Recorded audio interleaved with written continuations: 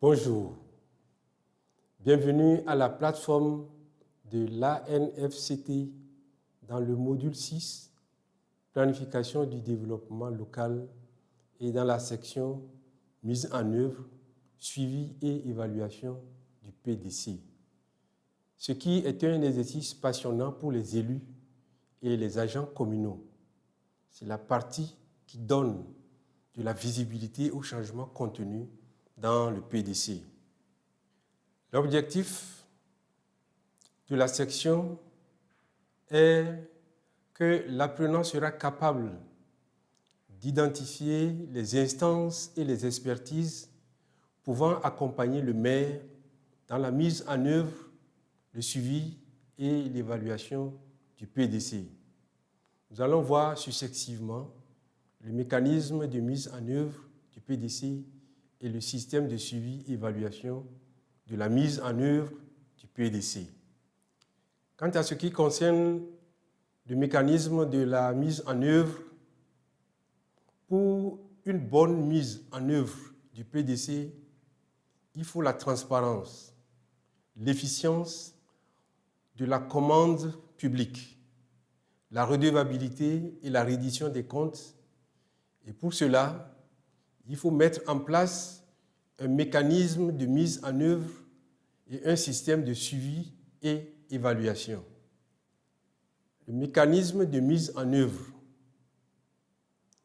Les instances communales impliquées dans le mécanisme de mise en œuvre du PDC sont le conseil municipal et le comité de mise en œuvre. Compte tenu de nombreuses spécificités de la complexité des projets et activités retenus dans le PDC, la seule compétence du maire ne suffit pas pour organiser et suivre sa mise en œuvre. Le maire a besoin d'assistance technique et de divers appuis venant du conseil municipal. Le conseil municipal assure la maîtrise d'ouvrage du PDC. À ce titre, il vote le budget, les tranches annuelles et valide les rapports annuels de suivi et d'évaluation.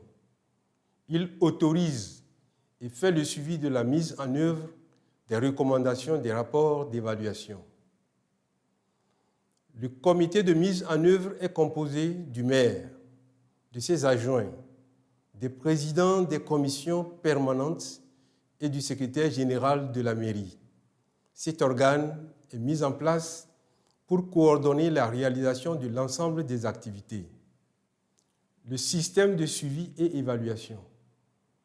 Il faut d'abord entendre par système un ensemble d'éléments qui interviennent soit successivement ou simultanément pour produire du service ou du bien. Le suivi et l'évaluation ont pour rôle de produire l'information de gestion des projets et des programmes du PDC afin d'assurer qu'ils sont mis en œuvre comme programmés et que les résultats projetés seront atteints. Mais quelles sont les spécificités du suivi et de l'évaluation?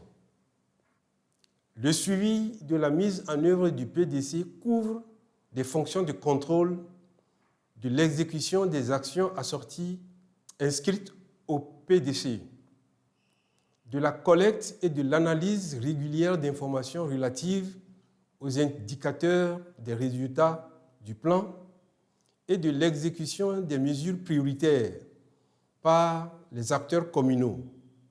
Il permet d'assurer la qualité des services offerts aux citoyens et l'efficience dans la gestion des affaires communes. Le suivi est une opération de conduite qui vise, de manière continue, à porter un regard bienveillant sur l'exécution des activités et y apporter des solutions correctives. Par exemple, dans un plan opérationnel de mise en œuvre d'un projet eau et hygiène, les activités inscrites dans ce plan vont faire l'objet d'un examen de l'état d'avancement de l'exécution des activités par rapport au délai prévu et à l'utilisation des ressources y affectées. Le suivi n'est pas un contrôle policier, mais exige de la rigueur sans laquelle aucun résultat ne saurait être atteint. Le responsable du suivi et évaluation produit à terme échu son rapport narratif et financier à destination du conseil municipal, du maire et du responsable de la mise en œuvre du projet. Le rapport décrit dans l'espace et dans le temps les activités prévues, celles qui sont exécutées et celles éventuellement qui ne le sont pas et qui peuvent être reportées, pas plus d'une fois, dans les normes ainsi que les ressources mises à disposition. Le rapport de suivi, adopté par le conseil municipal, est publié par le maire. L'évaluation. L'évaluation du plan sera nécessaire pour savoir à terme le chemin parcouru en termes de bilan et prendre des décisions importantes pour l'avenir. L'évaluation est une opération périodique, effectuée pour s'assurer, eu égard aux indicateurs, que le projet montre de la pertinence et s'exécute avec efficacité et efficience et que les résultats prévus sont susceptibles d'être atteints. Au cas échéant, il faut prendre les mesures idoines pour augurer atteindre les résultats escomptés. On peut distinguer l'évaluation à mi-parcours et l'évaluation de fin de projet. Le PDC fera l'objet d'au moins une évaluation à mi-parcours et une évaluation finale. L'évaluation à mi-parcours a lieu entre la fin de la deuxième année et le deuxième trimestre de la troisième année de mise en œuvre. Il est vivement souhaité que l'évaluation à mi-parcours soit réalisée par la cellule technique, appuyée en cas de besoin par des personnes ressources. L'évaluation finale met le focus sur l'analyse de la performance globale du PDC et son apport en termes d'amélioration des conditions de vie des citoyens. Elle a lieu au plus tard 6 mois après les 5 années de mise en œuvre et est réalisée par les acteurs communaux eux-mêmes ou confiée à un prestataire de services. L'évaluation finale examine la pertinence du projet, l'efficacité et l'efficience de son exécution, les effets obtenus en conformité avec les indicateurs. Que veut dire pertinence? La pertinence est ce qui montre l'exactitude entre le problème constaté qui induit le projet et la réponse qui est l'objet du projet. L'efficacité montre la mesure dans laquelle l'effet escompté est atteint dans l'espace et dans le délai. L'efficacité est liée à la compétence du personnel du projet et à la mise à disposition à temps des ressources prévues. L'efficience est ce qui montre la production de services loyaux communaux à coût raisonnablement réduit. Les effets sont tous les changements observables dans la délivrance des services sociaux, dans l'occupation rationnelle de l'espace et dans la gestion des catastrophes. Nous sommes arrivés à la fin de la leçon et aussi à la fin du module M6, planification du développement local.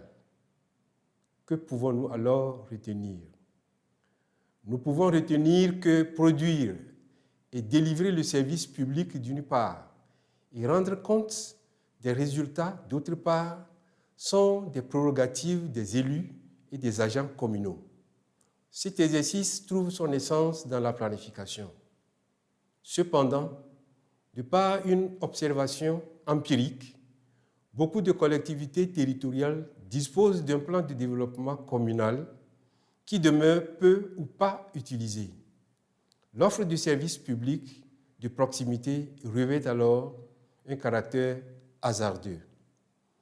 La planification est essentielle pour formaliser le déroulement des affaires, d'affecter les ressources nécessaires et de communiquer facilement à tous les concernés des résultats évidents. Elle doit toutefois se faire sur une base de chiffres fiables, car la planification est la construction des relations sociales et publiques autour des chiffres. Cette dernière et 10e leçon met fin au déroulement du module planification du développement local. Merci, au revoir.